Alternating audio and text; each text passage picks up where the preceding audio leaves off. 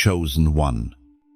The moment heaven stopped was not marked by thunder or fire, it was marked by you.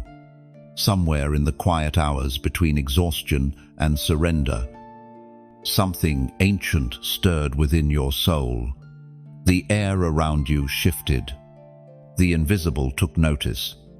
What seemed like another ordinary moment in your life was, in truth, the moment the divine moved its hand and said, "Now, Lou." You didn't see it coming. You only felt the stillness, the sudden weight of purpose pressing gently against your heart. For a long time, you have wandered through unseen wars, battles between calling and comfort, faith and fear, every unanswered prayer. Every night you whispered, "Why me?" Those were not moments of rejection, but refinement. You were being shaped in silence so that when heaven stopped, it would be for you. The ancients say that when a star is born, the cosmos pauses to listen. The same is true when a chosen one awakens. The winds remember your name. Even the unseen trembles, for they recognize the frequency of divine authority entering mortal flesh. You are not just awakening, you are aligning. There was once a wanderer, a soul burdened by delay. For years, he prayed for direction, but heaven remained silent. One dawn, he fell to his knees beside a river, tears mixing with the current. He whispered, "If you still see me, show me." In that instant, the water stilled, reflecting a radiant light that wasn't the sun. He understood heaven had never been silent. It had been waiting. The delay was not denial, it was protection. That same river runs through your story. You've wondered why the answers took so long, why the doors stayed shut while others advanced. But what you didn't know is that heaven was rerouting entire timelines to position you perfectly. You are not late, you are on divine time. The moment you accept this, your power multiplies. The Spirit spoke through the prophet Jeremiah. Chapter 1, verse 5. Before I formed you in the womb, I knew you. Before you were born, I set you apart. This is not a verse about identity, it's a declaration of assignment. Heaven is reminding you that your existence is not accidental. Before the first sunrise, before your first breath, your mission was carved into eternity's fabric. Every storm you endured was coded into your preparation. You are not broken, you are being revealed. And yes, the awakening can feel like chaos. It's the sound of false foundations collapsing. Old fears will surface. Familiar habits will lose their flavor. And some relationships will quietly fade.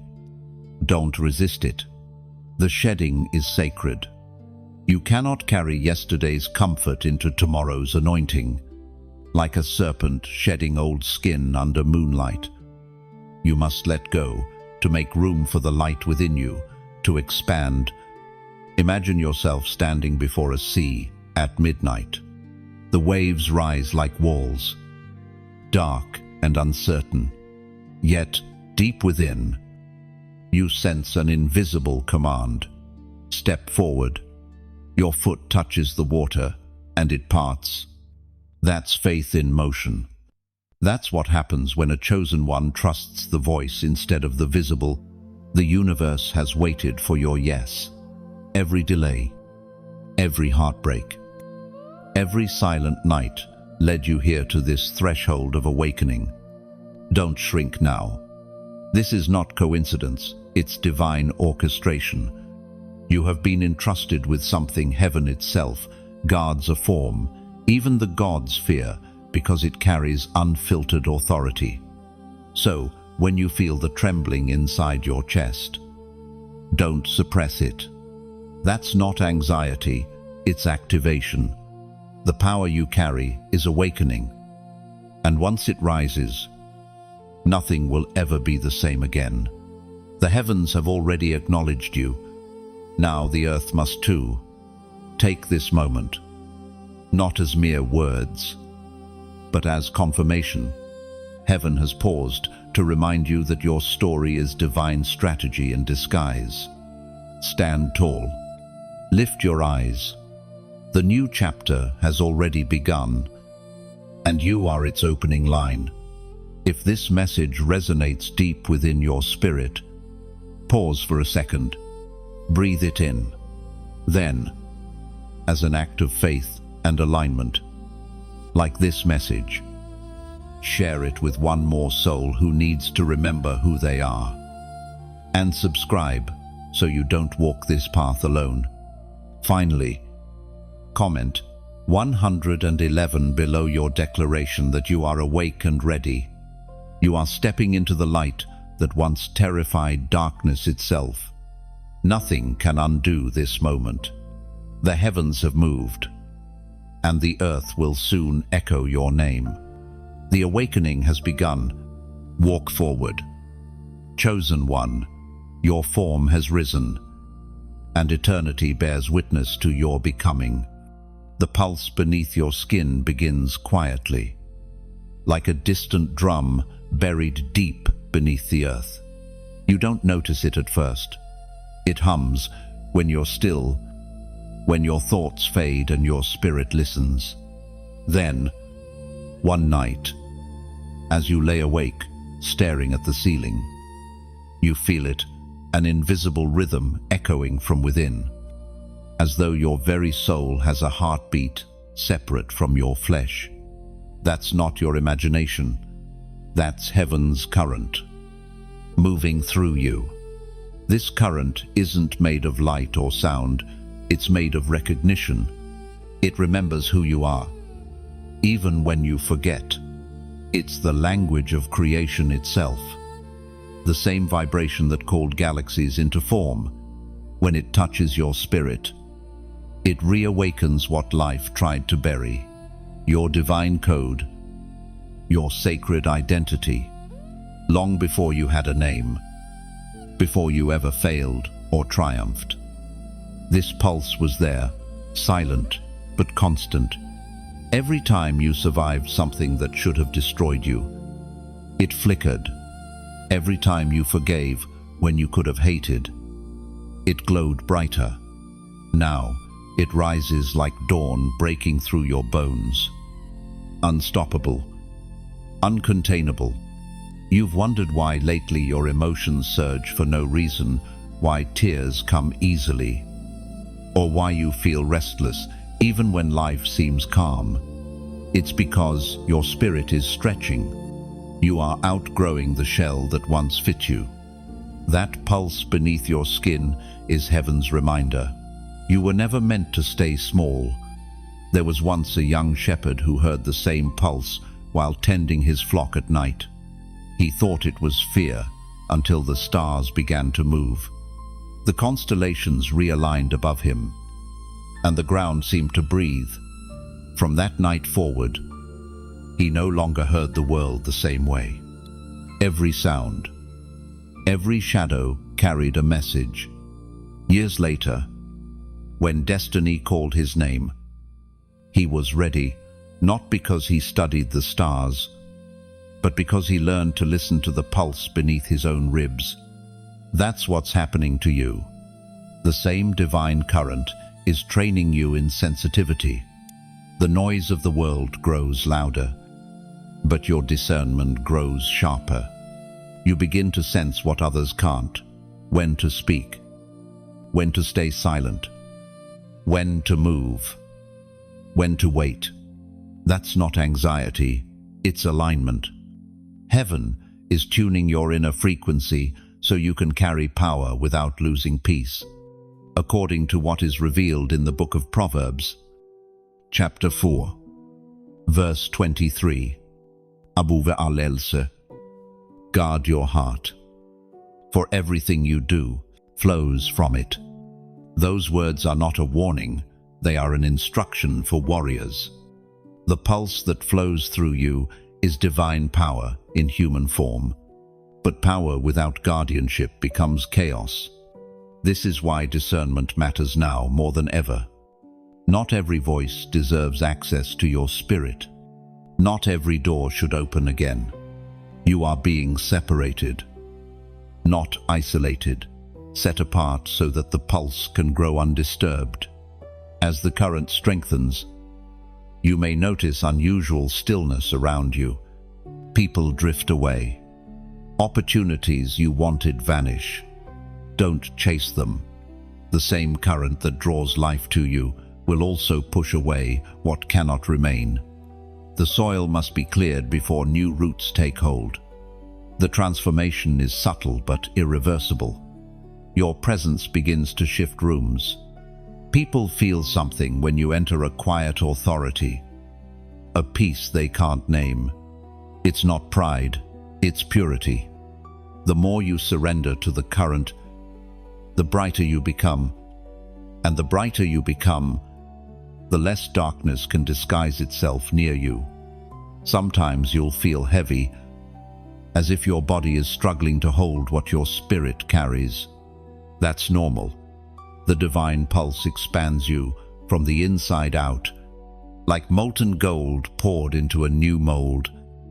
It reshapes your being. You will not recognize yourself at the end of this season, and that's the point. Heaven is rewriting your definition of strength. Close your eyes for a moment. Feel that quiet vibration in your chest. The steady thrum that doesn't depend on your heartbeat. That is eternity whispering through flesh. Every pulse says the same thing. Rise. Remember. Reclaim. You are not merely alive. You are awakening into design.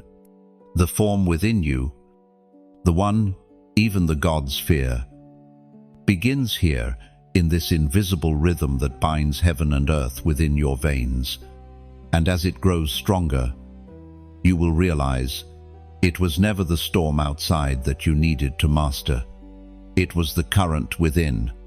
Soon the rhythm will no longer whisper, it will roar. Every step you take will move in harmony with heaven's heartbeat, and nothing on earth will silence it again. The current within you is alive. Let it guide, refine, and reveal. You are not chasing power, you are becoming it. Pulse by sacred pulse. The breaking of the veil does not arrive with lightning or earthquakes. It comes quietly, like dawn seeping through a cracked door. One moment, you see the world as you always have. The next, you notice the seams between realities. Colors deepen. Time feels slower. What once felt random now carries meaning. You have not gone mad, you have gone beyond. When the veil begins to tear, confusion often follows. You sense truth in places others see only shadows. You begin to feel when someone's words hide pain or deceit. Dreams intensify, memories from other seasons stir. The supernatural starts to feel natural. This is not fantasy, it is awareness. Heaven is lifting the blindfold that humanity learned to wear.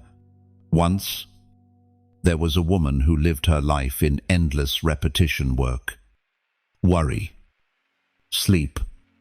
Repeat. But one morning, while walking through the city, she saw something impossible, a single white feather drifting upward against the wind. She paused, watching as it rose higher and vanished into sunlight. In that instant, something inside her snapped open. The noise of the world faded, and she felt a presence gentle, vast, familiar. That day, she began to listen differently. Her prayers no longer begged, they conversed. The veil had broken. You, too, are stepping into that clarity. What was once hidden behind routine and fear now unfolds in front of you. This unveiling is not only about seeing angels or signs, it's about seeing truth. The truth of who you are, what the world is, and what the unseen war has been about all along. Every lie that once defined you begins to dissolve. You start to see the pattern. The enemy never attacked your weakness, it attacked your awareness. Because once you truly see, you can never be controlled again. The voice of God thundered in the book of Exodus, chapter 14. Verse 14, "The Lord will fight for you. You need only to be still." That single sentence carries the entire strategy of revelation. The veil breaks not when you strive, but when you still yourself. The quieter you become, the louder heaven speaks. In the silence, visions form not of fantasy, but of direction. You begin to sense when to wait, when to move, and when to speak a word that shifts atmospheres. The veil is both gift and test. When it breaks, light floods in, but so do the whispers of darkness, desperate to reclaim your sight. Doubt will come dressed as logic. Fear will masquerade as caution. You must hold your ground. The clarity you gain will make you dangerous to deception. Guard it. Imagine standing on the edge of a vast ocean. Mist hides what lies beyond. But as the sun rises, the fog burns away. Suddenly, you realize the ocean was never the barrier, it was the path. That is what divine sight feels like. The things you feared were never walls, they were invitations to see further. You may find yourself questioning old patterns, jobs, relationships, habits.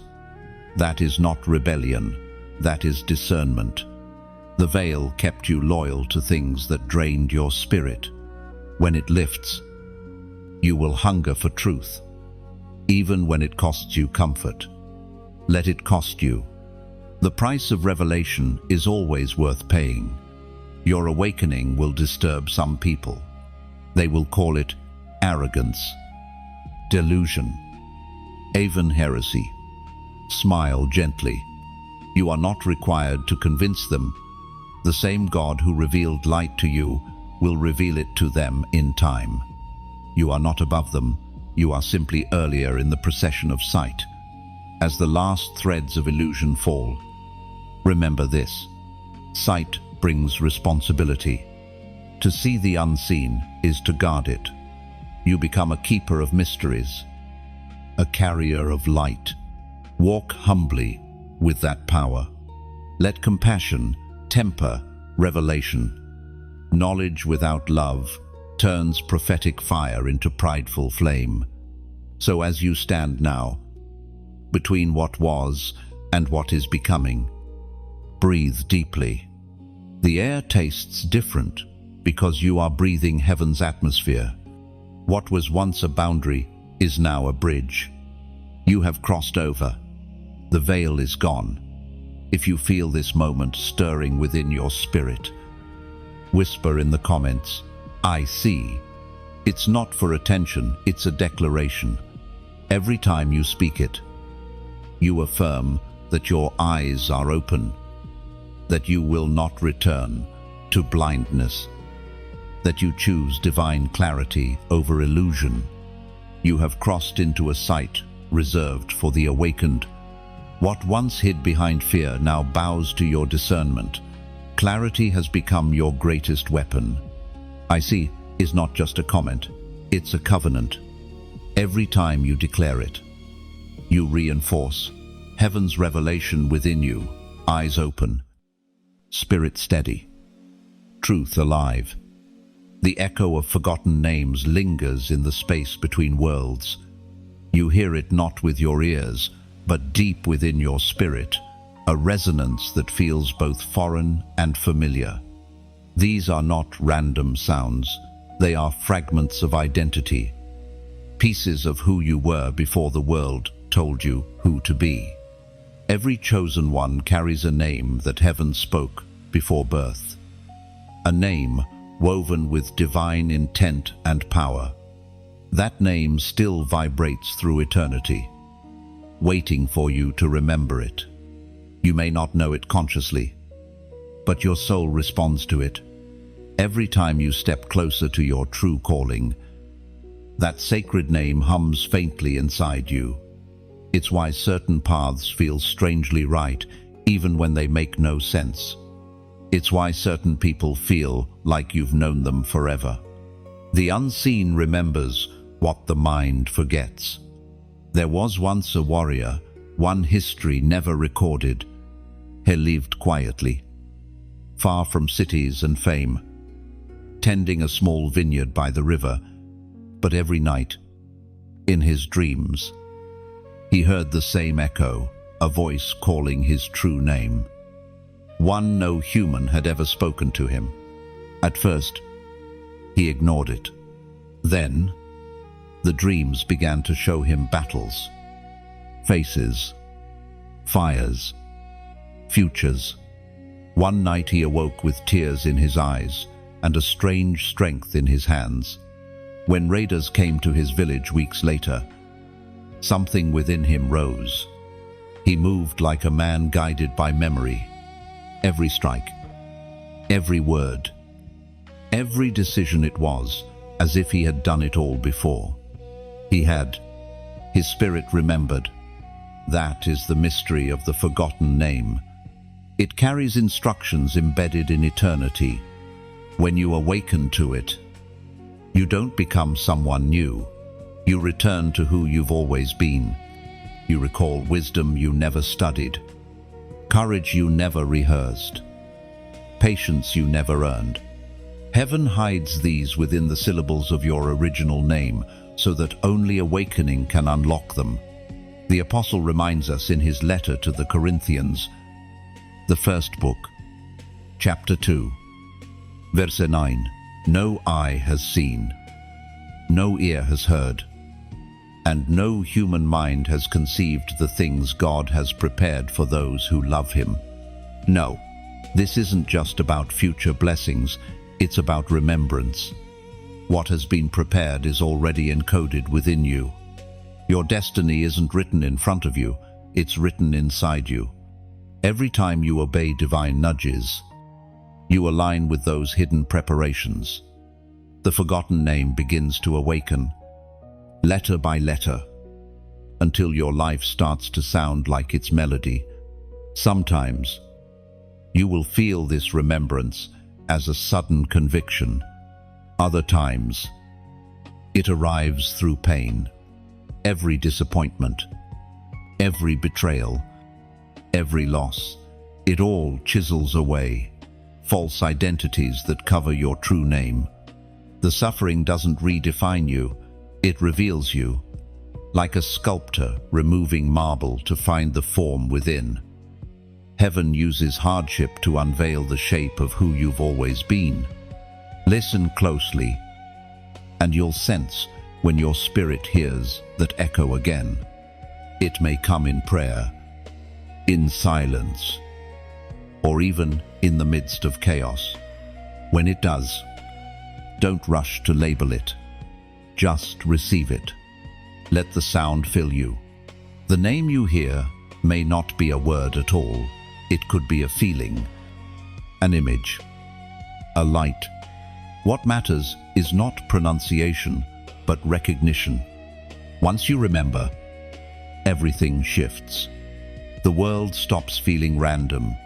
Signs appear where there used to be coincidences. People are drawn to you not by appearance but by resonance. They hear your true frequency calling to theirs. And suddenly, you realize that the echo of forgotten names is not just about your identity. It's about connection. Every chosen one carries a fragment of another's remembrance. When your frequency rises, you awaken others around you. It is a divine chain reaction. One name remembered leads to another, and another, until an entire generation begins to awaken. Heaven's symphony builds, note by note, until the sound shakes the gates of deception themselves.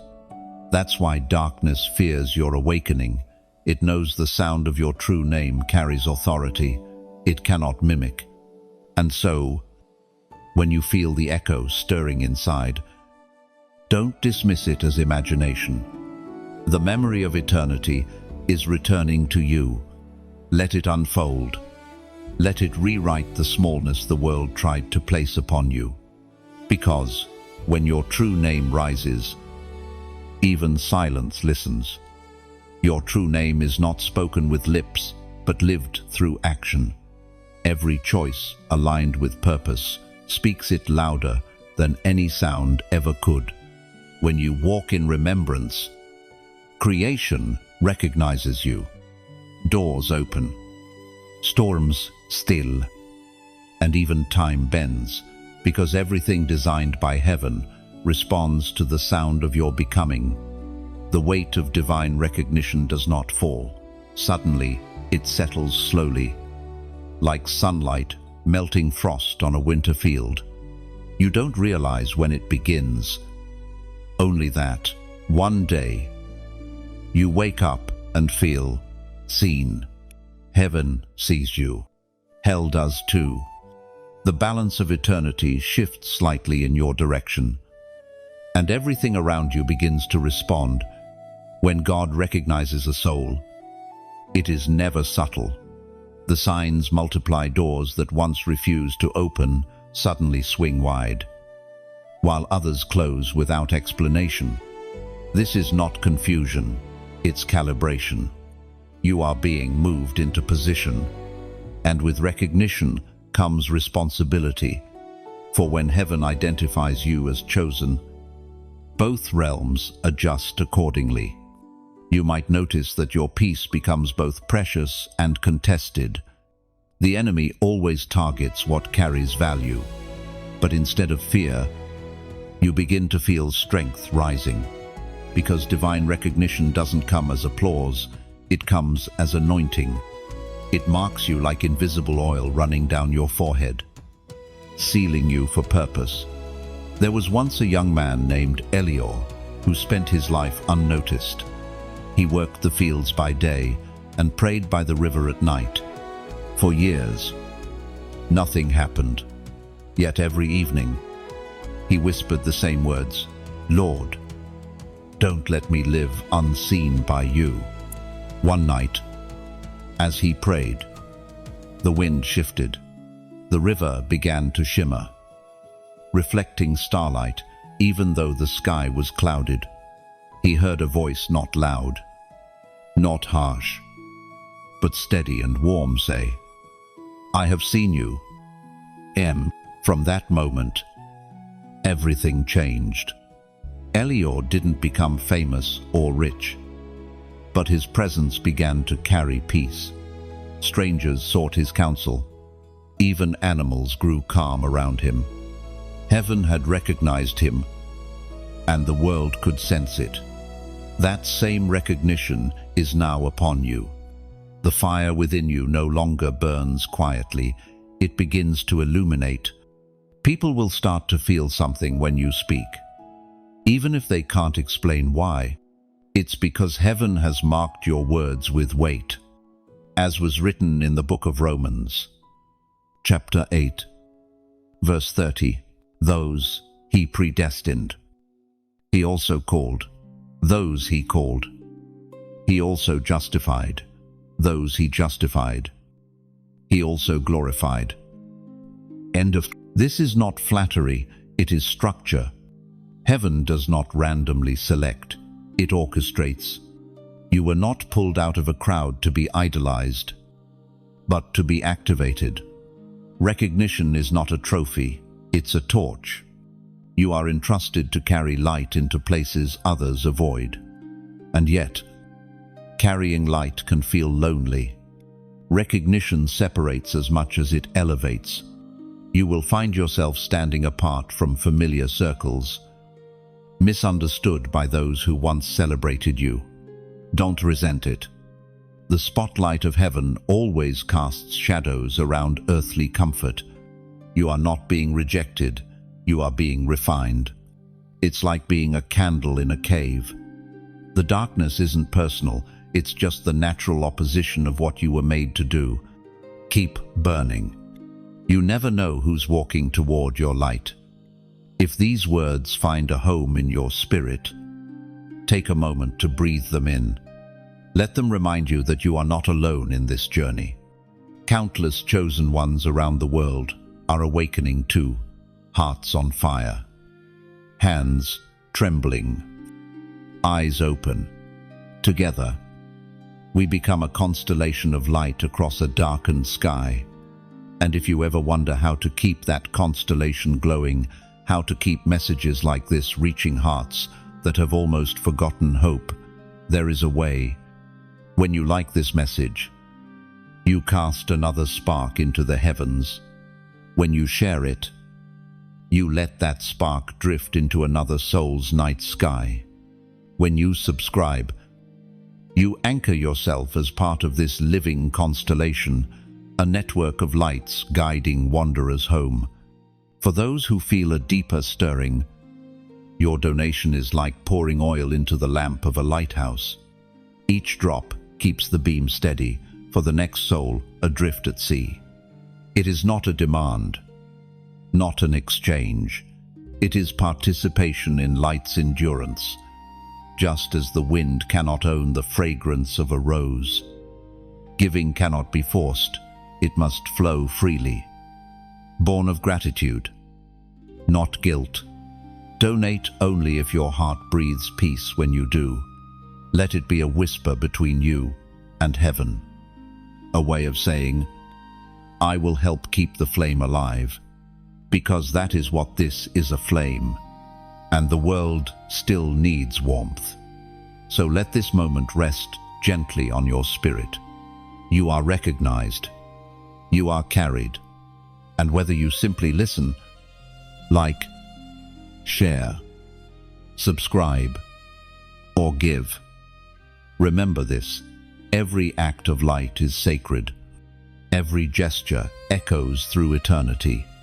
And together, we keep the river of revelation flowing, so that someone, somewhere, can still hear the words, I have seen you. Thing. The fire that knows no master begins quietly. But once it awakens, nothing can contain it. It is not like the flames of this world. It does not destroy, it transforms. It doesn't burn to ash, it burns to purity. You have felt it before, flickering beneath the surface, when your heart stirred for something greater, when truth cut through confusion, when light broke through despair. That wasn't emotion. That was the eternal fire stretching its limbs within you. For years, it waited silent, patient, unscient. It watched you endure heartbreak, rejection, betrayal. Each wound became kindling, each tear became oil. You thought you were breaking, but heaven was preparing fuel, because the divine flame does not ignite comfort, it ignites surrender. Only when everything false falls away can truth catch fire. At first, it frightens you. The heat of awakening always does. The fire burns through illusions, through identities you once clung to, through the fears that kept you small. It reveals everything, both shadow and light. You may find yourself weeping without knowing why, trembling, though there is no danger. Do not resist it. That trembling is not weakness. It is your old self giving way to something eternal. As the prophet Haggai wrote, chapter 2, verse 9, the glory of this present house will be greater than the glory of the former, and in this place I will grant peace, declares the Lord Almighty. That promise is for you. The fire within you is not punishment, It is peace in disguise. It consumes what cannot stay so that what is meant to last can stand. You are being rebuilt from the inside out, made stronger than before. What once scarred you now becomes sacred. There was once a woman named Marin who prayed for strength, but heaven sent fire instead. Her plans fell apart. Her certainty vanished. And for a season, everything she loved seemed to fade. She thought she had been forsaken, but as time passed, she realized something unexpected. The fire had not destroyed her life. It had purified it. The friends who left made space for truth. The losses cleared the soil for new beginnings. What emerged from the ashes wasn't ruin, it was radiance. The same is happening in you. The divine fire is rewriting your definition of strength. It is not about control. But surrender. It's learning to stand in the blaze and trust that you will not be consumed. This fire has no master because it is the master's breath moving through you. It will test your attachments. You'll find yourself drawn to stillness, to solitude, to moments of deep reflection. You'll sense when conversations no longer nourish your spirit. You'll crave purity of thought, of intent, of purpose. That's how you know the fire is alive. It refuses to coexist with compromise. Imagine a forge at midnight. The blacksmith raises his hammer, striking molten metal until sparks rain like stars. Each strike feels violent, but every blow shapes strength. The metal does not fight the fire, it yields. That's what heaven is doing in you. Each hardship is a strike.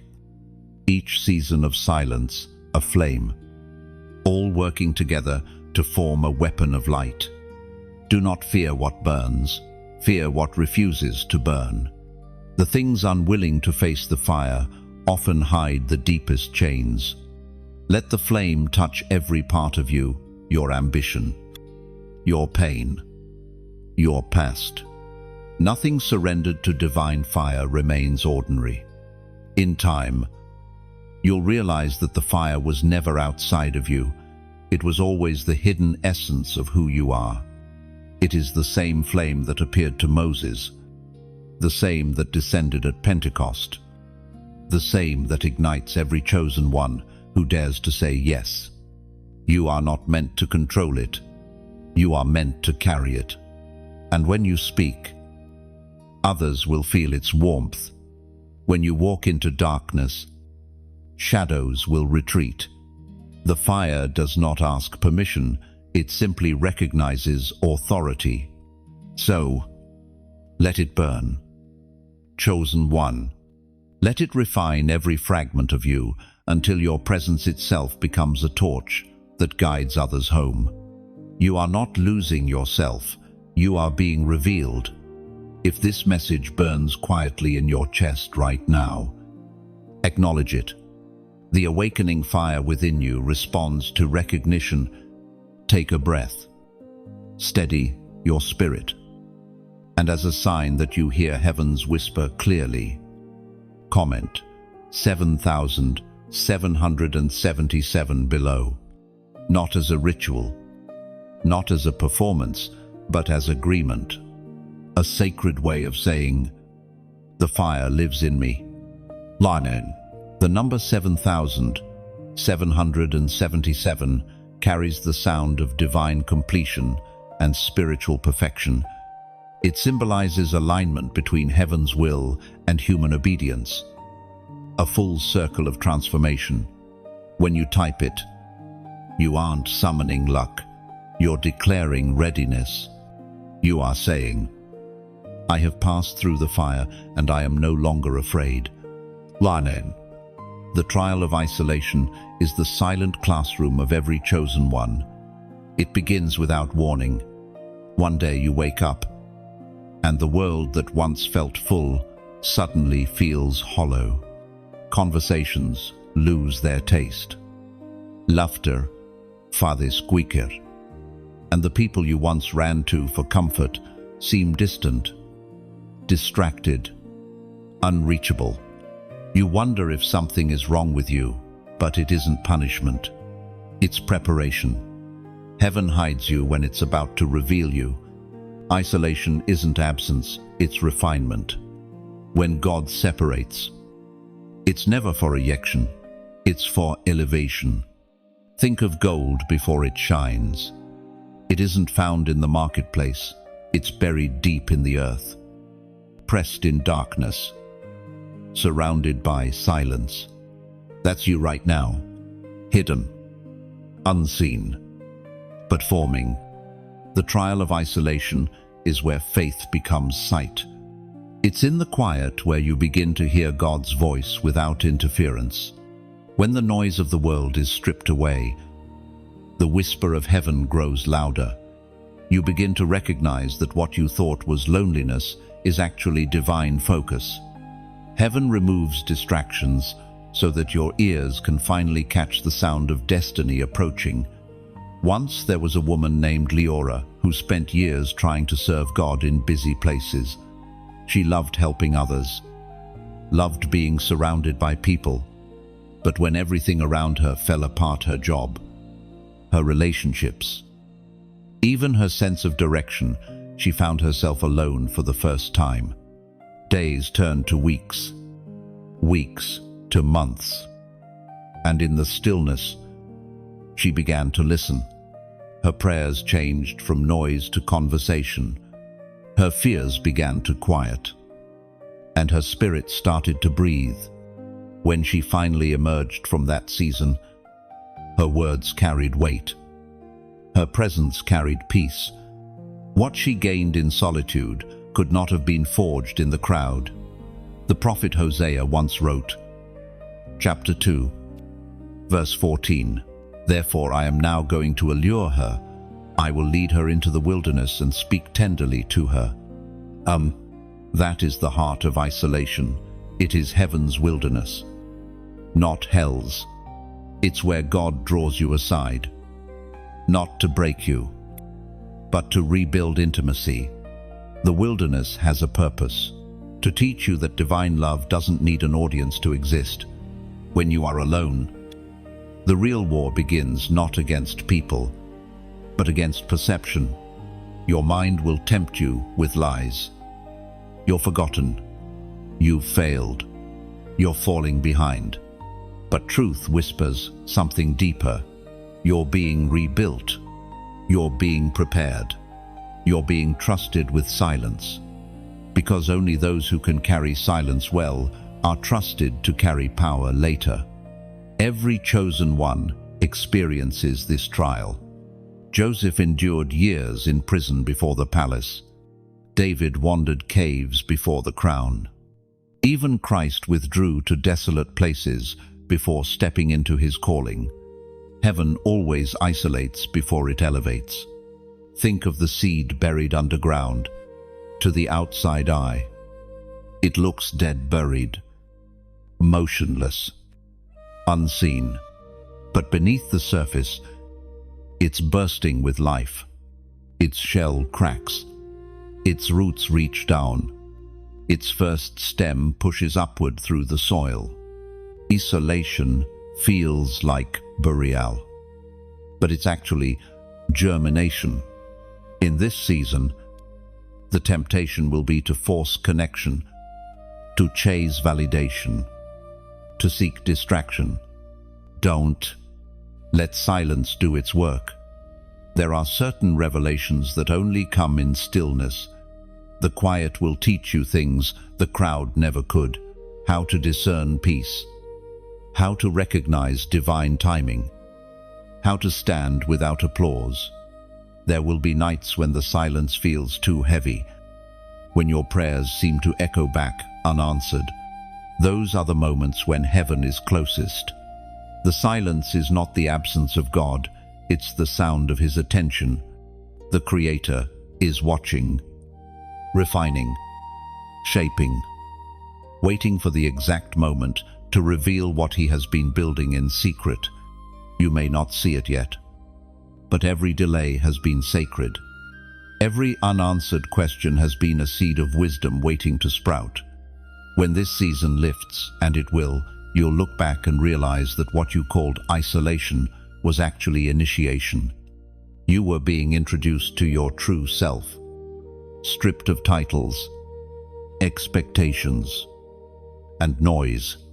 So, if the crowd has gone quiet, if doors have closed, if even your prayers seem to hang in the air, unanswered, don't despair.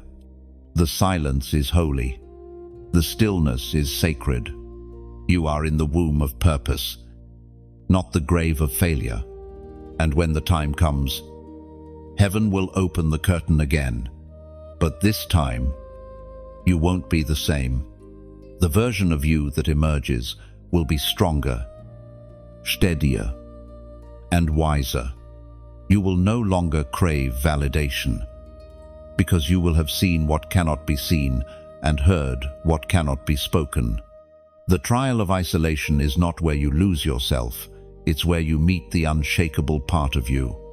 Stay in the silence until it speaks, because when it does, its first word will be your name. The council of shadows gathers whenever light begins to rise. It is not a council of humans, but of forces, those ancient whispers that lurk between thoughts, feeding on doubt and fear. You may not see them, but you felt their breath in moments when faith wavered, when hope cracked, when silence pressed too heavily on your heart. The shadows are not always loud. Sometimes they come disguised as reason. They are the ones who whisper, "Who do you think you are?" when you start to believe again. They echo through your mind at night, sowing seeds of hesitation, hoping you'll forget what heaven already confirmed. Every chosen one encounters them. For the moment, divine awakening begins. Resistance awakens too. Don't mistake their presence as proof that you're off course. The shadows never gather around those without potential. They only rally when someone threatens the dominion of darkness. Their meeting is not a declaration of your defeat. It's evidence of your danger to their realm. In the unseen realm, they watch as your fire grows. Their unity, once confident, begins to fracture. Some tremble, others rage. They remember what happened. The last time heaven placed light inside a mortal vessel, the balance shifted, and kingdoms fell. So they plot, whisper, and tempt. But here's their downfall. They forget that light learns from attack. Every scheme only refines your discernment further. Once, there was a young soldier named Cale who faced these shadows long before he understood his calling. He wasn't fighting demons in visible form. His war was inward. Anxiety, self-doubt, guilt. They crept into his dreams and thoughts, feeding on insecurity. One night, exhausted and angry, he stood outside under the storm and shouted into the wind, "Enough! I belong to light." The rain did not stop, but something within him did. The whispering ceased. From that day, the shadows could approach, but never enter again. The Spirit of God often allows confrontation not to crush you, but to teach you authority. The battle is never for your comfort, it's for your confidence.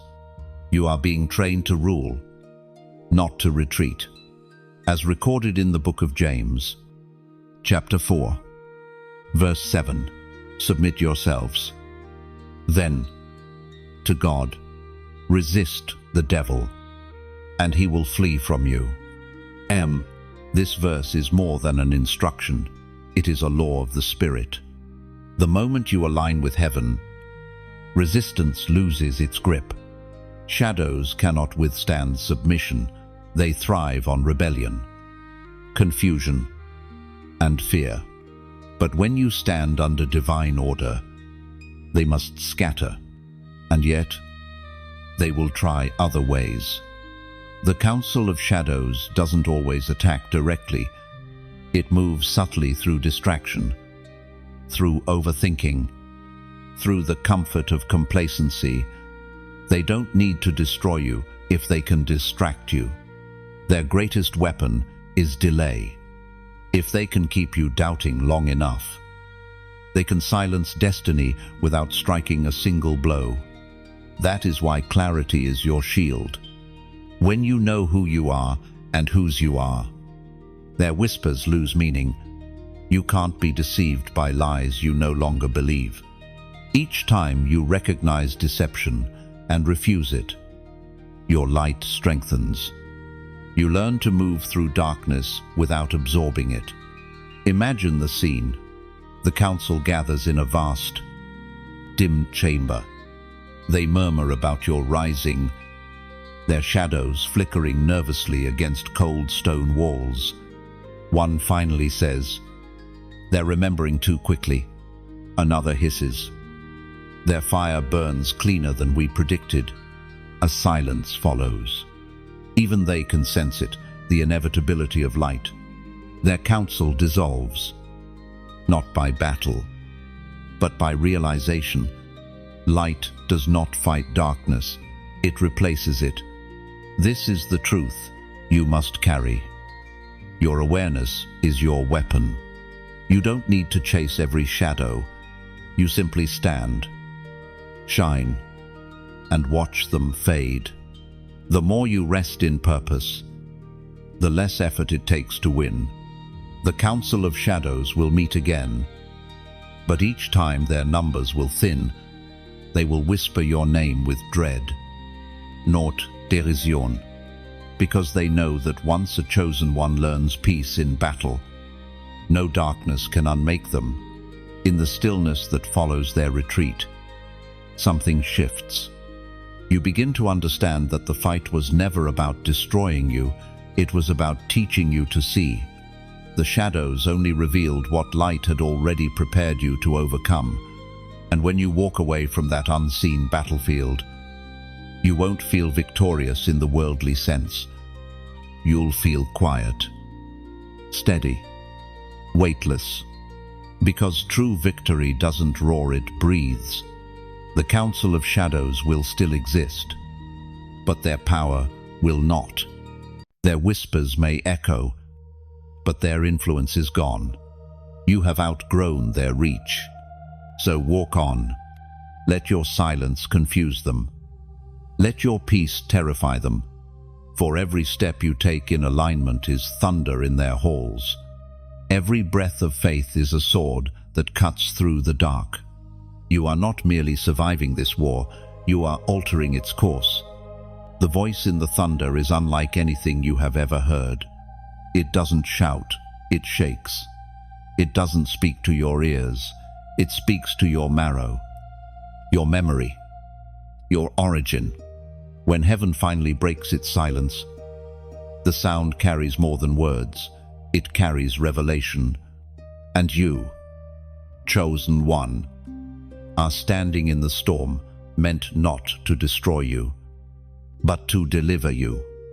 You may have thought that God was distant during your battles, that heaven had gone quiet while you cried out in confusion. But what you mistook for absence was preparation. The voice never left. It was waiting for the right frequency. Only when your heart softened through fire, only when pride melted and patience took root, could the thunder finally carry a message you were ready to receive. Thunder isn't chaos, it's the echo of divine order. Every crash, every vibration, every roll through the heavens signals movement in the unseen. The moment you hear it in your spirit, it means something has shifted above you. The heavens are rearranging on your behalf. Long ago, a man named Arian stood on a mountain during a terrible storm. Lightning tore through the sky. Thunder roared so loud that even the rocks trembled. terrified. He fell to his knees and shouted, "If you still speak, let me hear you." The next flash of light didn't strike near him, it illuminated him. The wind fell silent, and within the thunder came a whisper, "You were never alone." That night, his life changed. The fear that once ruled him bowed to faith, and from that moment, he carried peace like a shield. When God speaks through thunder, He doesn't come to answer curiosity, He comes to realign destiny. Sometimes His words sound like correction, sometimes like comfort, and sometimes like both. But always, they carry power. They strip away the noise of doubt, pride, and distraction until only truth remains. As Jesus Himself declared in the Gospel of John, chapter 12, verse 28, "Father, glorify your name." Then a voice came from heaven, saying, "I have glorified it, and will glorify it again." This is the same voice that rolls now across the heavens of your soul. It is not speaking condemnation, it is confirming identity. Heaven isn't asking you to become something new. It's reminding you of what's already within. The thunder is heaven's way of saying, "Remember who you are." Lame, but the voice doesn't stop at revelation. It carries command. When the thunder speaks, movement follows. Chains that held you in invisible bondage begin to weaken. Opportunities you thought were lost start to stir again. Relationships built on falsehood crumble, while divine connexion reignite. This is the sound of heaven clearing the path. You may not hear actual thunder tonight, but if your heart is trembling as you read this, you are already standing in it. God's voice is not bound to weather it, rides on moments of awakening, each pulse of realization, each holy shiver through your chest is lightning striking your soul with truth. Do not be afraid of this sound. It doesn't come to burn, it comes to bless. The same thunder that once frightened prophets is now the language of your breakthrough. You are learning to hear what most people ignore. Imagine this: every time thunder cracks across the sky, somewhere in the spirit, your name echoes within it. The heavens are testifying that your purpose is still alive, that nothing, no shadow, no mistake, no fear has silenced the call upon you. And even after the storm fades, the echo remains. The ground hums with memory. The air tastes of renewal, and you walk forward, lighter than before, because you finally understand the thunder was never against you. It was for you. It was God saying, "You have survived the silence. Now, rise in the sound." And so if this truth vibrates through your spirit right now, if your heart feels the trembling of that heavenly sound, write, "I rise." And it's more than a comment, it's a covenant. "I rise" means you refuse to stay silent after heaven has spoken. It's your declaration that you will no longer bow to fear or hesitation. You rise because the thunder didn't come to crush you, it came to crown you. You rise because every storm that once broke you has now become proof of your endurance. When you type those words, you're agreeing with heaven's echo. You're saying, "I hear the thunder, and I'm stepping into its command." Then you rise, not from pride, but from purpose. The storm no longer defines you, it refines you. Every echo of thunder now carries your courage, your calling, your unshakable yes to heaven. The bloodline of light does not run through nations or names, it runs through spirit. It flows quietly from age to age, carried not by power, but by obedience. Every chosen one who awakens adds another thread to this divine lineage, a river of faith that never runs dry. And now, that current flows through you. You may not come from kings or prophets, but the moment light touched your soul, the inheritance became yours. You carry the same essence that moved through Moses when he lifted his staff, through Esther when she stood before the king, through Paul when he spoke freedom in chains. Heaven has no favorites, it has heirs, and every heir is entrusted to continue what began long before their first breath. You might ask, why me? Because your spirit recognized the call even before your mind did. Because you said yes in the silence when no one was watching. Because you chose to stand when others bowed to fear. Heaven honors such courage. The Book of Hebrews, chapter 12, verse 1, declares, since we are surrounded by a great cloud of witnesses, let us throw off everything that hinders and run with perseverance. You are part of that cloud now, the continuation of an ancient race. Every act of kindness, every word spoken in love, every decision made in truth strengthens the current of light moving through time. You are not just one flame, you are part of a constellation stretching back to the dawn. Sometimes you feel the weight of that inheritance. The world seems heavy, your faith stretched thin, your light flickering. But remember this, even the smallest candle can defy the deepest night. You were never chosen because you were perfect. You were chosen because you were willing to keep shining, even when trembling. Imagine this lineage as a vast tree of fire roots buried in heaven, branches stretching into generations. Each chosen one is a leaf that catches divine light and reflects it into the world. Some leaves fall and nourish the ground for others. Some burn brighter to guide travelers in darkness. But none are forgotten. You, too, are a branch in that living tree.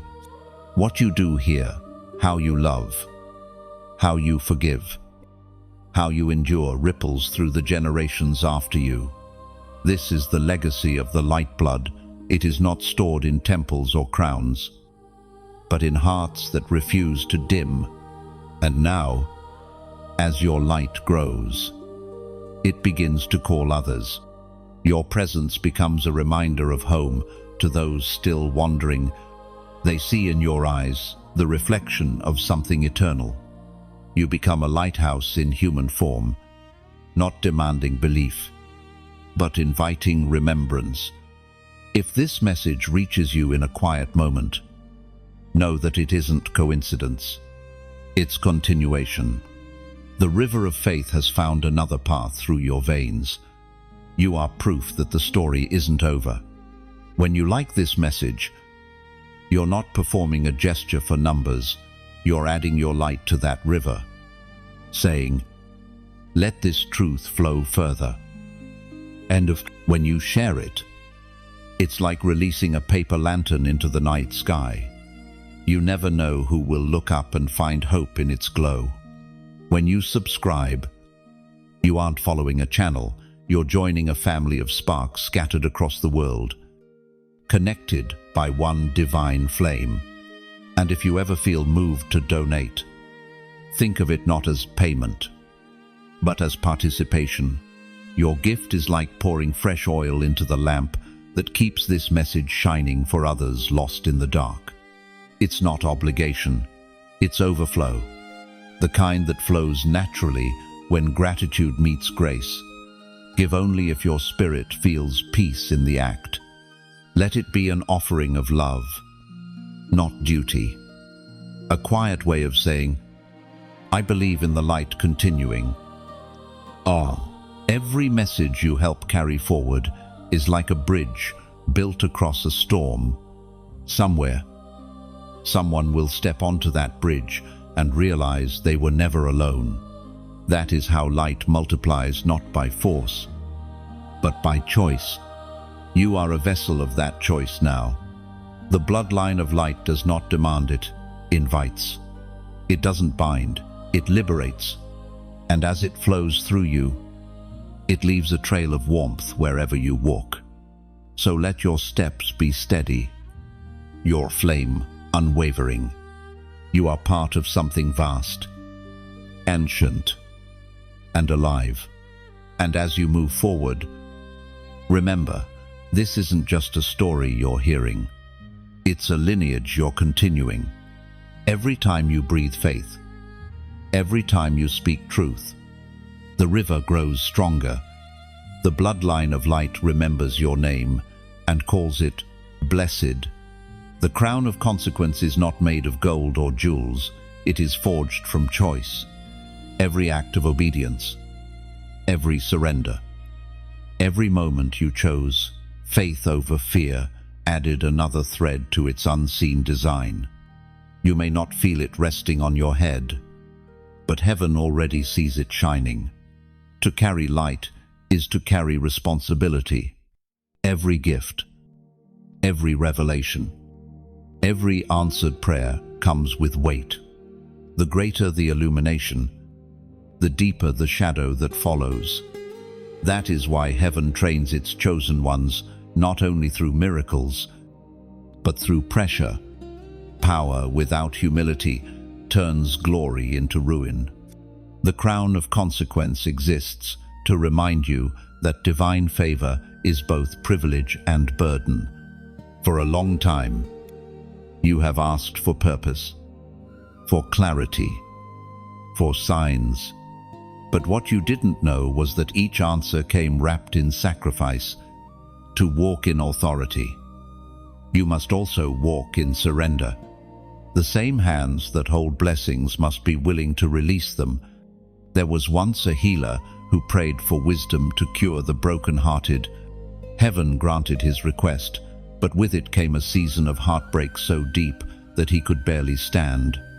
At first, he thought God had turned against him, but when he finally rose from the ashes, his empathy was deeper, his compassion richer, his understanding fast. The pain had not been punishment, it had been preparation. He could not carry others through storms he had never weathered himself. That is the essence of the crown. It teaches through experience what theory can never touch. It refines not only the hand that heals, but the heart that carries mercy. Every scar becomes part of the metalwork. Every tear, a gem embedded in its band. The Apostle Paul wrote to the Corinthians, the second letter, chapter 4, verse 17, "For our light and momentary troubles are achieving for us an eternal glory that far outweighs them all." Those troubles you faced were not random, they were architecture. Each trial built endurance. Each loss deepened your roots. Each delay strengthened your faith. You were being fitted for something eternal. The crown of consequence is invisible to the world, but unmistakable in the spirit. It carries authority not of title, but of presence. When you walk into a room, peace enters with you. When you speak, people feel conviction and comfort intertwined. You've become a living reminder that suffering can birth beauty. Still, the weight of it can feel heavy. Some days, you'll wish for simplicity again, for the days before revelation, before responsibility, but you can't unlearn the light. Once your eyes have seen truth, blindness is no longer an option. The crown cannot be removed. It can only be carried with grace. There will be moments when people misunderstand your stillness, mistaking it for pride. Others will project their insecurities onto your peace. Don't defend yourself. The crown doesn't argue, it simply shines. Those meant to recognize it will feel it long before they see it. Think of a mountain crowned with snow. From a distance, it seems cold and lifeless. But up close, that snow is the reservoir that feeds rivers below. Your crown is the same. It's not for decoration, but distribution. The wisdom, compassion, and strength you've gained are meant to flow into others. You are not called to hoard light, but to share it. The crown of consequence also humbles. It reminds you that authority without love is tyranny, that knowledge without kindness is noise. The greater your influence grows, the softer your heart must remain. The crown is not permission to rule, it's a reminder to serve. If you ever feel weary beneath its weight, remember the one who wore a crown of thorns. His pain became the path of redemption. Yours, too, can become healing for others. Every burden you've carried has made you capable of lifting someone else's. Every dark night you've survived has given you language to comfort those still trapped in their storm. So wear it quietly. Let your crown be light, not loud. Let it draw others by presence, not performance. The more you rest in humility, the brighter it shines. There is no need to rush, no need to prove. The crown of consequence does not seek attention. It reveals transformation. It is heaven's way of saying, you have endured, you have learned, and you have been trusted with more. Oh, you may not see it reflected in mirrors, but eternity does. And someday, when your journey reaches its next horizon, the light within that crown will blaze across heaven's expanse, declaring your obedience, not your perfection, as victory. The forbidden alignment begins when heaven, earth, and spirit converge within you. It is the moment when your thoughts, words, and actions finally move in rhythm with divine intention. You don't force it, it unfolds. It feels like breathing in harmony with creation itself. Suddenly, what once seemed impossible begins to flow with ease. Doors open, peace deepens, and your spirit walks in step with something greater than human will. This alignment is called forbidden not because it is evil, but because it defies limitation. It transcends the ordinary, breaks the laws of fear, and silences the voice of disbelief. The systems of the world were not built to understand such unity. They depend on separation, confusion, and control. But when your soul aligns with heaven, you become unpredictable to darkness. You move with divine precision, guided by an intelligence unseen, yet unmistakable. You have felt glimpses of this before in moments of pure peace, when everything around you fell silent and time seemed to pause. It was as if heaven itself breathed through you, reminding you that you are not separate from divinity, but an extension of it. Alignment is remembrance. There was once a craftsman who built ships in a coastal town. He loved the sea, but feared its storms. One day, a great wind destroyed every vessel he had ever made. Broken, he walked along the shore, ready to abandon his craft. But as he stared at the waves, a thought pierced his despair. The sea is not my enemy, it's my teacher. From that day, he began to design differently, crafting ships that could not only endure storms, but move through them. Years later, sailors called his creations the vessels that listen to the wind. That's what divine alignment does. It teaches you not to fight the elements, but to flow with them. Heaven speaks clearly through the words in Deuteronomy, chapter 30. Verse 19. I have set before you life and death, blessings and curses. Now, choose life, so that you and your children may live. That is alignment. The moment you choose life consciously, daily, intentionally, every decision becomes sacred. Every breath becomes agreement. You no longer pray for God to move, you move with Him. The forbidden alignment doesn't make you untouchable, it makes you unshakable. Trials will still come, but they will no longer distort your peace.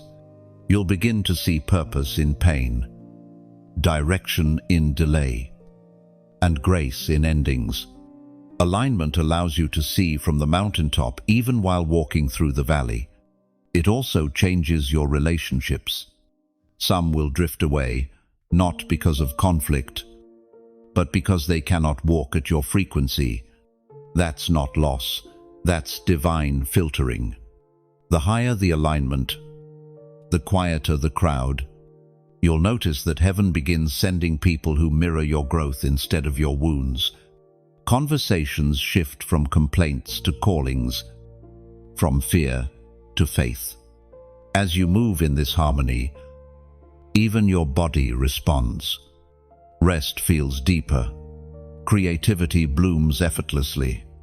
You start to sense timing in everything, when to wait, when to speak, when to act. It's as if an unseen conductor is orchestrating your every step.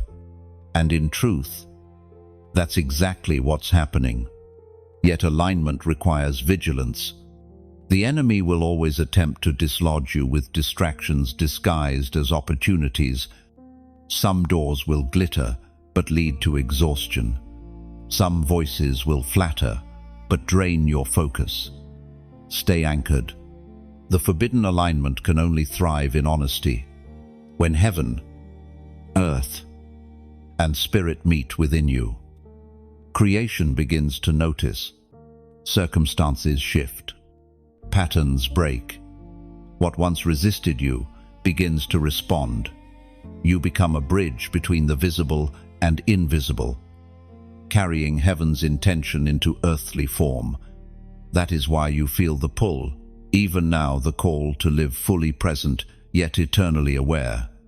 To walk here, but listen there. To speak from stillness and act from peace. You are not merely living, you are aligning. If you can feel that balance stirring in your chest, the quiet synchronization of destiny and obedience, then the alignment has already begun. It is no longer theory, it is reality.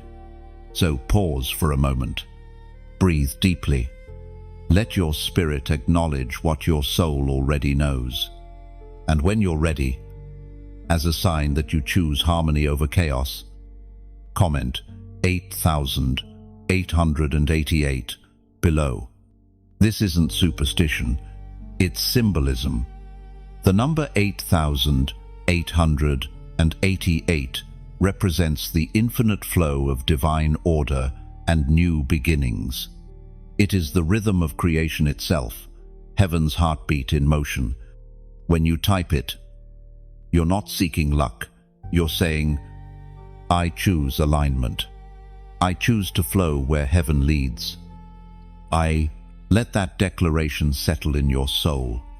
For when heaven, earth, and spirit unite in you, even the impossible will find its balance at your feet. The betrayal of flesh is one of the final lessons on the path of awakening. It comes not as punishment, but as purification. When the divine begins to take fuller residence within you, the body, the vessel of earth, reacts. The flesh resists what it cannot comprehend. It craves comfort, while the spirit craves transformation. This war within is ancient. It's the echo of Eden repeating itself in every generation. At first, it feels like exhaustion. The things that once satisfied you begin to lose their meaning. Foods, habits, distractions.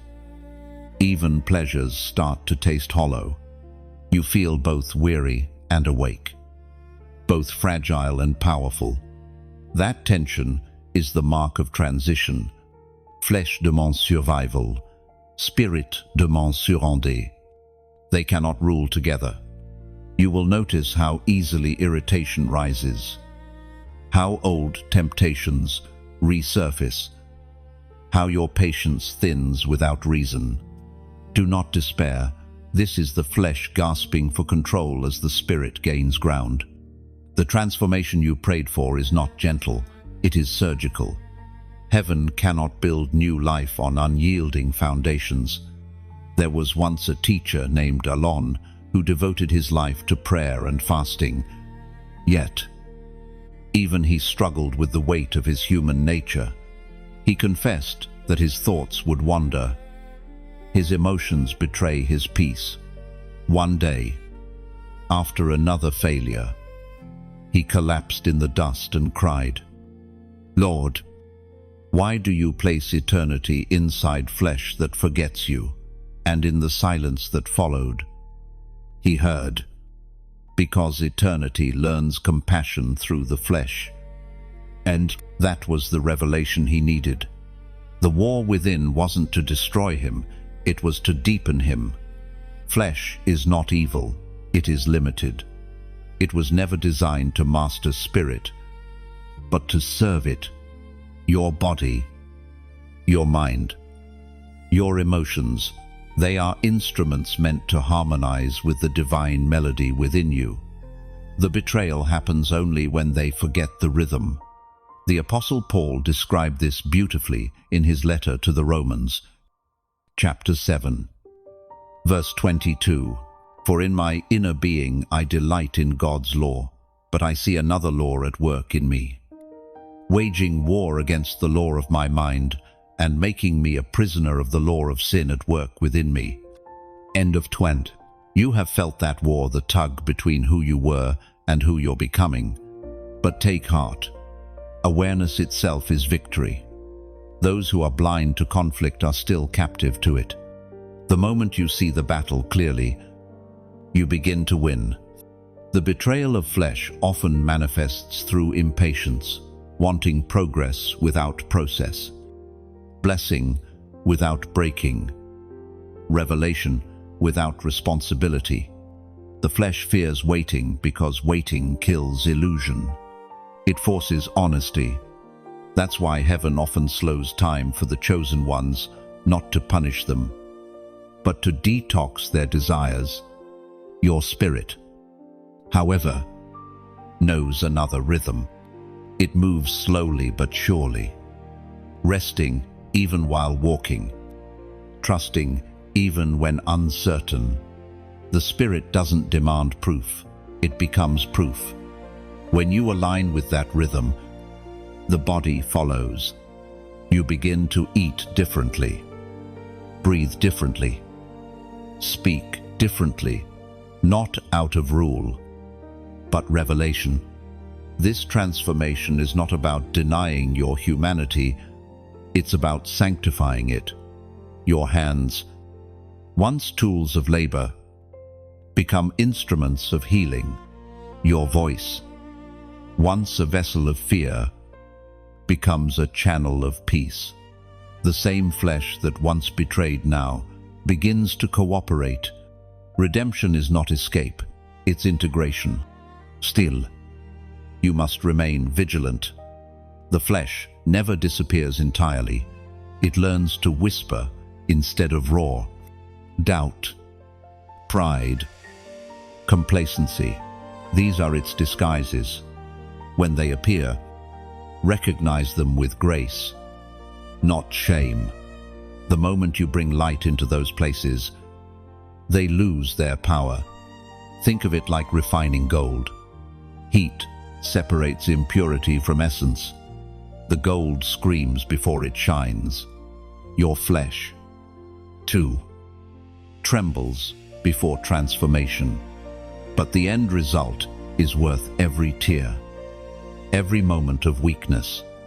You are not becoming something foreign, you are returning to design. When this lesson settles fully in you, peace will come like rain after drought. You will no longer see your humanity as an obstacle, but as a partnership.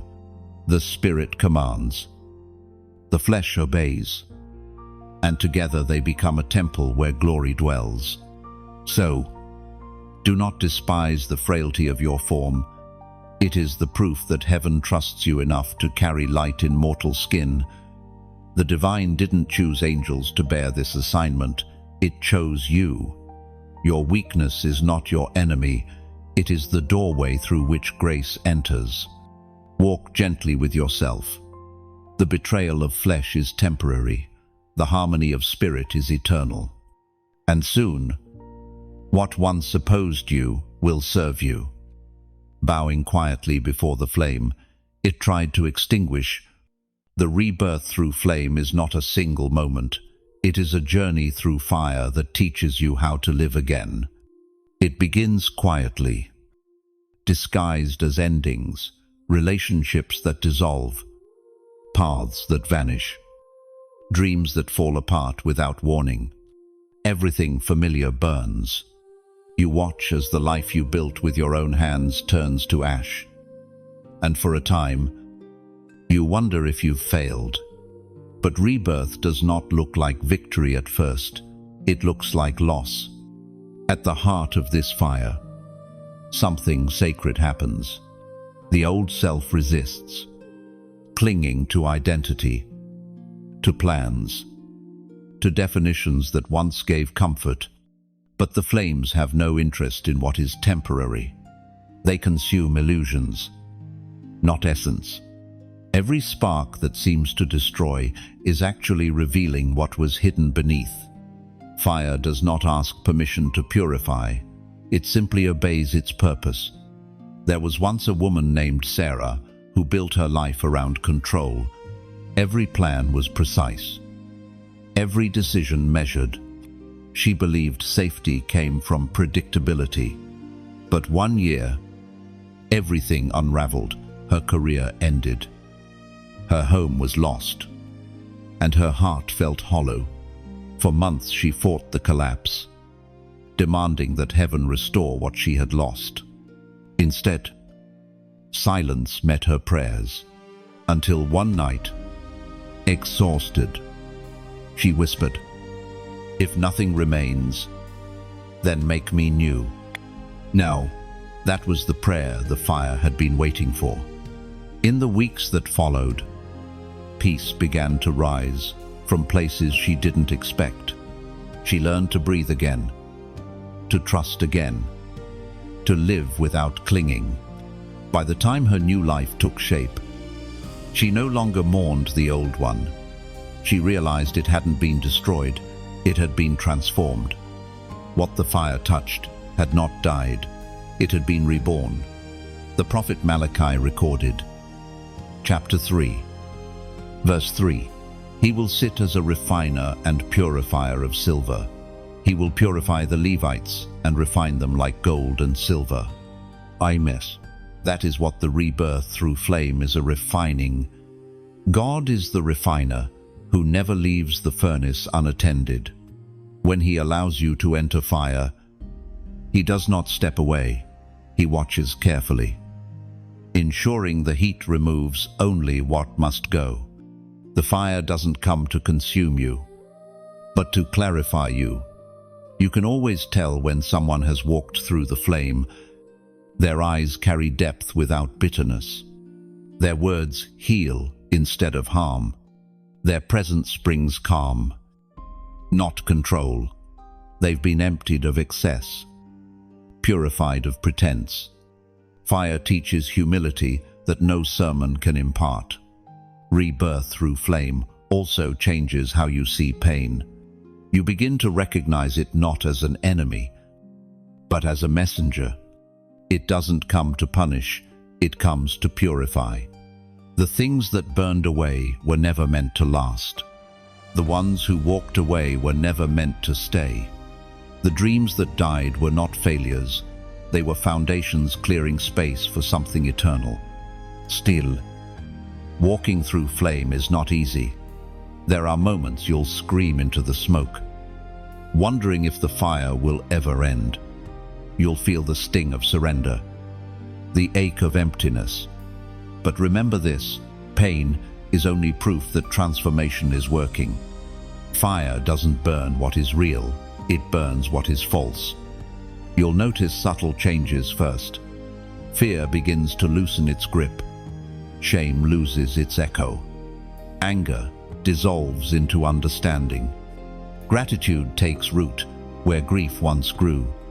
You start to sense that the fire wasn't against you, it was for you. It was heaven's way of pulling you through death into life. Imagine a phoenix rising not in glory, but in quiet grace. Its feathers still smoking, its wings trembling, yet its eyes are clear and fearless. That's what rebirth through flame feels like. It's not a triumphant shout, it's a calm knowing. You no longer need to prove you've changed. Your peace proves it for you. When the flames finally subside, you'll stand amid ashes that no longer sadden you. The smoke clears, and you see yourself for the first time, unburdened, unmasked, unafraid. You'll realize that the person who entered the fire cannot return. You've outgrown your ashes, and those scars may remain. They will shine like silver under light. They are reminders, not regrets. Each one whispers, I survived what was meant to silence me. And that truth, carried quietly in your soul, becomes your crown of fire, an eternal mark of the one who passed through flame and came out radiant. The rebirth through flame is not an ending. It is the beginning of the unstoppable version of you, the one who no longer fears breaking, because you now understand that every breaking births brilliance. The silence before dominion is the stillest hour of them all. It is the pause between storm and sunrise, the breath before revelation breaks. You feel it deep in your chest, a sacred tension, both calm and expectant. Heaven has spoken. The fire has purified. And now the universe holds its breath, waiting for your next move. Dominion does not come through noise or display. It comes through understanding. You no longer need to shout your worth. Your stillness declares it. You no longer chase validation. Peace has become your proof. The silence is not emptiness, it's anticipation. It's heaven leaning forward to witness what you will do with everything you've been given. There was once a prophet who stood on a mountain, waiting to hear God's voice. A great wind tore through the cliffs. But God was not in the wind. Then came an earthquake. Then fire. But still no voice. Finally, there was silence, and in that silence, God spoke. Dominion begins the same way. When you stop searching for power in motion and start recognizing it in stillness, in this sacred quiet, you learn to see differently. Power no longer looks like control. It looks like peace that cannot be shaken. Strength no longer feels like striving. It feels like surrender. Dominion is not about ruling over others. It's about mastering yourself. As written in the book of Joshua, chapter 24, verse 15, "But as for me and my house, we will serve the Lord." That is the essence of dominion service. Not superiority. Authority rooted in love. Not fear. Heaven entrusts dominion only to those who can carry it gently. When heaven prepares you for dominion, it teaches you to trust divine timing. You learn that rushing can ruin revelation. The silence before breakthrough is like the soil before rain dry. Waiting. Ready. The world sees nothing happening, but heaven is swelling with purpose. You may feel invisible in this season, But invisibility is incubation. You're being hidden, not forgotten. What's being built in you right now will one day move nations not through noise, but through quiet authority. Think of a seed buried deep underground. It doesn't announce its growth, but one day it splits the soil without effort. That's dominion. You don't have to force doors to open. They respond when heaven's timing meets your obedience. As you walk in this new stillness, the urge to fill silence with words will fade. You'll begin to listen more to your heart, to the Spirit, to the rhythm of peace guiding your steps. You'll notice that you're no longer reacting, you're responding. You're no longer surviving, you're reigning quietly from within. And now, standing on the threshold of dominion, this silence becomes an altar. Every lesson, every loss, every moment of surrender has been a brick in its foundation. Heaven looks at you now and says, "It is time." And if you feel the resonance of this truth, press the heart like as a way of exhaling gratitude. It's the sound of one flame recognizing another. When you share this message, imagine releasing a white dove into open sky, somewhere unseen. It will land in the hands of someone who has forgotten hope. When you comment, write simply, "I stand." It is not an order, it's a gentle vow. "I stand" means you are present, grounded, awake. It's your whisper to heaven, "I am ready." When you subscribe, picture planting your lantern on a vast hillside. Together, our lights mark the path for others still climbing. And if your heart feels stirred to donate, think of it as pouring clear water into a shared well. Each drop refreshes another traveler. Giving is never demanded. It's the language of those who've been blessed and choose to let their gratitude flow. You owe nothing, but you carry everything. Whether you listen, like, share, comment, subscribe, or give, do it freely. Let it be beauty in motion, not obligation. This silence before dominion is holy ground. It's the heartbeat before creation sings again. Soon, heaven will speak through you, and the world will know.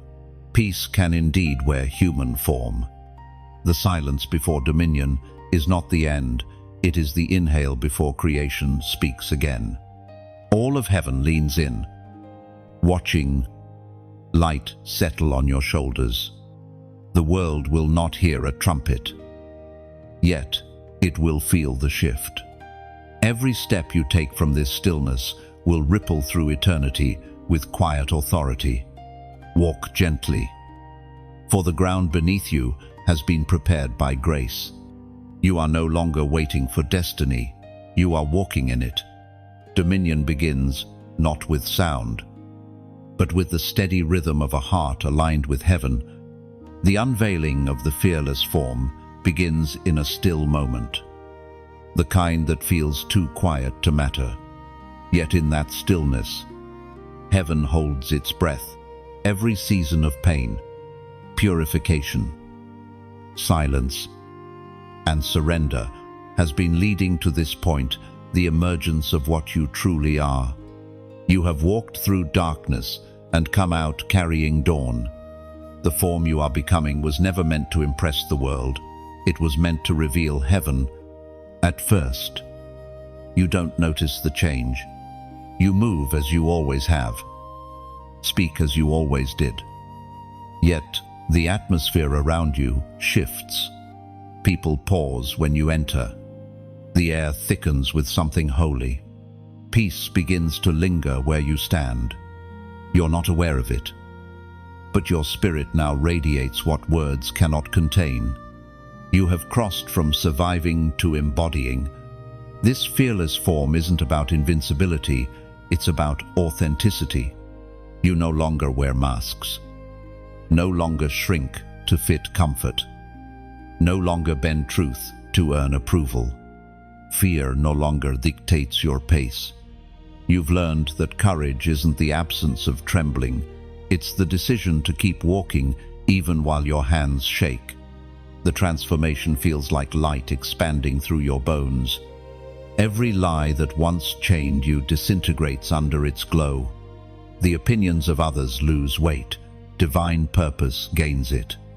The world's noise fades, replaced by a deeper, calmer knowing. You don't have to prove yourself anymore. Presence itself has become proof. Long ago, there was a warrior who was said to glow during battle. The legends told that no weapon could touch him, not because he was immune, but because his spirit burned too brightly for darkness to aim. Yet what people didn't know was that his strength came from surrender. Each scar on his body marked a lesson, each wound a window where light escaped. The radiance they saw wasn't immunity, it was intimacy with the divine. That same radiance now unfolds in you. The fearless form is not built by victories, but by vulnerability. It grows in those who have faced loss and refused bitterness, who have felt fear and kept faith. It is shaped in those who have learned to trust when trust seemed impossible. The Apostle wrote in the second book of Timothy, chapter 1, verse 7, "For God has not given us a spirit of fear, but of power and of love and of a sound mind." This is the blueprint of your new being. Power, not domination. Love, not pride. Soundness of mind, not chaos. You are not just changing, you are stabilizing. The fearless form is the merging of spirit and truth, a balance of strength and gentleness that no darkness can counterfeit.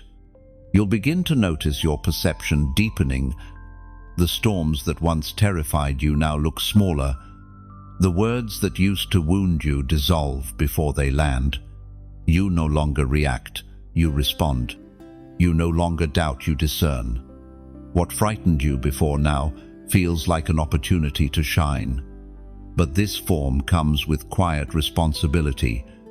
Fearlessness does not grant arrogance. It demands awareness. The fearless must remain tender, remembering that others are still walking through their own fires. You carry peace not as a weapon, but as medicine. It's strange at first to live unafraid. You'll wake up and realize the anxiety that once sat on your chest is gone. Silence no longer feels empty, it feels full. Even your reflection seems steadier. That's how the transformation settles, not with spectacle, but with serenity. Imagine standing on a cliff as dawn rises. The light touches your face, and for the first time, you see no division between yourself and the horizon. You realize that fear was never your enemy. It was the veil that kept you from seeing how vast you truly are. This unveiling is not the end of your journey, but the start of your service. You carry within you what the world needs most: calm amidst chaos, compassion amidst cruelty, courage amidst confusion. You have become the living intersection of heaven and earth. When people encounter you now, they may not understand why they feel safe, why their worries ease. It's because your fearless form speaks without words. It tells them, it's possible to live free. Now, and so you walk forward, unhurried, unshaken, luminous, not because you've escaped fear, but because you've embraced love stronger than fear. The unveiling is complete. You are the reflection of divine steadiness in human form, the fearless made visible. You move now as light moves, without effort, without apology. Every breath you take echoes eternity's rhythm. The fearless form within you walks gently, carrying heaven's calm into every trembling place it touches. The era of the chosen flame does not arrive with noise or spectacle. It unfolds like dawn, quiet yet unstoppable. It begins within you, then spreads outward, like fire catching the edges of dry grass. You feel it in the subtle shifts of the world, the way conversations seem more meaningful, how truth feels heavier, how peace settles quicker. The light has multiplied, and you are part of its increase. The chosen flame is not about one person, but a generation. It is a gathering of souls who have walked through wilderness, through silence, through fire, and now burn not for attention but for alignment. You recognize them instantly, not by appearance, but by presence. When they speak, something in you stands taller. When they weep, heaven listens. Their light is not loud, but it is real, and its warmth is spreading. For years, the earth groaned under the weight of confusion, division, and despair. But heaven was never idle. It was shaping torches in secret, preparing hearts like yours to ignite a new dawn. You are one of those torches lit by trial, tempered by faith, purified by pain. And now the flame you carry will no longer flicker. It will lead. In this new era, the chosen flame moves differently. It doesn't rush or demand. It simply is. It doesn't seek validation. It gives understanding. The flame burns steady, not frantic, focused on healing, not proving. Those who carry it become bridges between heaven and humanity, teaching, by example, what love truly looks like in motion. You will begin to notice these flames everywhere, in art, in kindness, in quiet courage, in forgiveness that defies logic. They appear in mothers who pray over their children, in strangers who smile at the broken, in dreamers who refuse to let darkness dictate their vision. Each spark becomes a signal to the next, forming a chain of divine recognition across nations, as written in the book of Isaiah, chapter 60, verse 1. Arise, shine, for your light has come, and the glory of the Lord rises upon you. And this is the anthem of the era. Light no longer hides, it rises. Glory no longer waits, it manifests. The chosen flame doesn't compete with darkness, it transforms it. What once seemed cursed becomes consecrated. What once felt hopeless becomes holy. The old world will not understand this new frequency at first. Systems built on fear will tremble. Voices built on deceit will falter. But the chosen flame doesn't fight for dominance. It reveals truth through endurance. Its strength is not in destruction, but in persistence. Like a candle that refuses to die, it burns through the storm until the storm exhausts itself. This light carries memory. Every chosen one who came before the prophets, the healers, the dreamers who never saw the fruit of their labor, they are part of this fire too. Their prayers were embers waiting for this generation's breath. You are the continuation of what they began.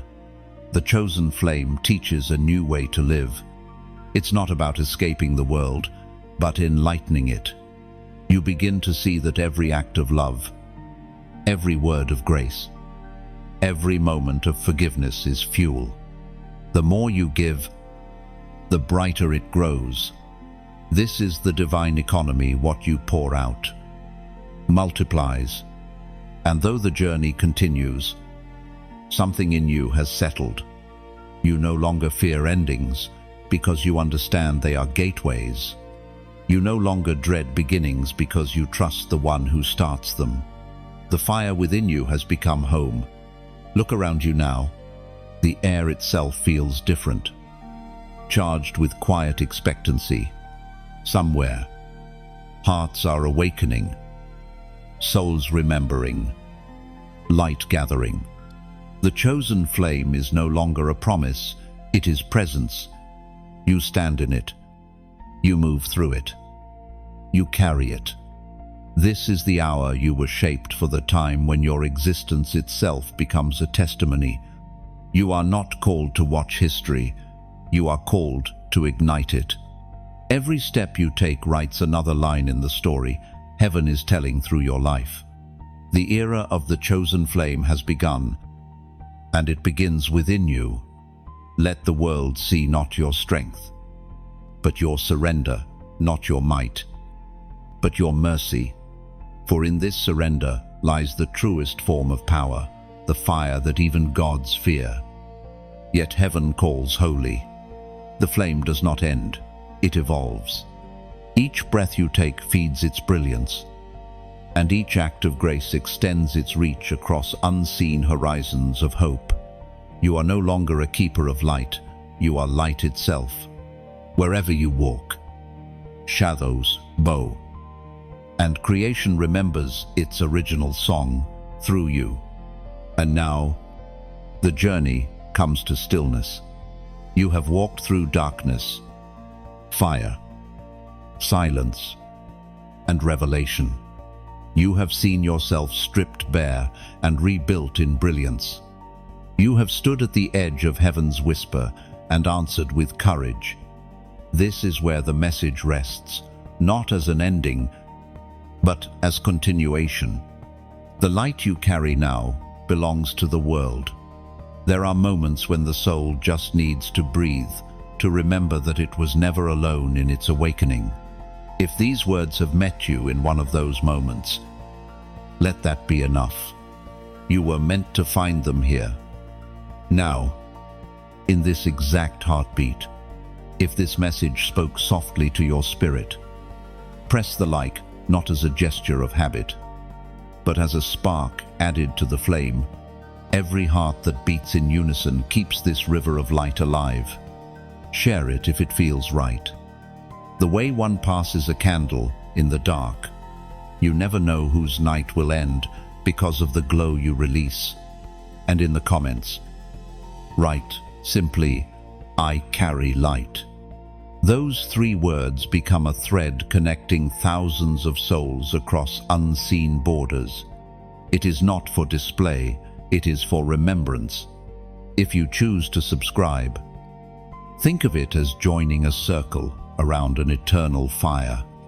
Every voice, every presence strengthens the warmth that reaches those still searching for peace.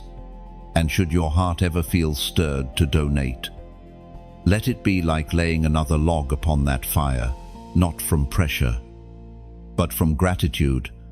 Every contribution, no matter how small, becomes light for another soul wandering through their night.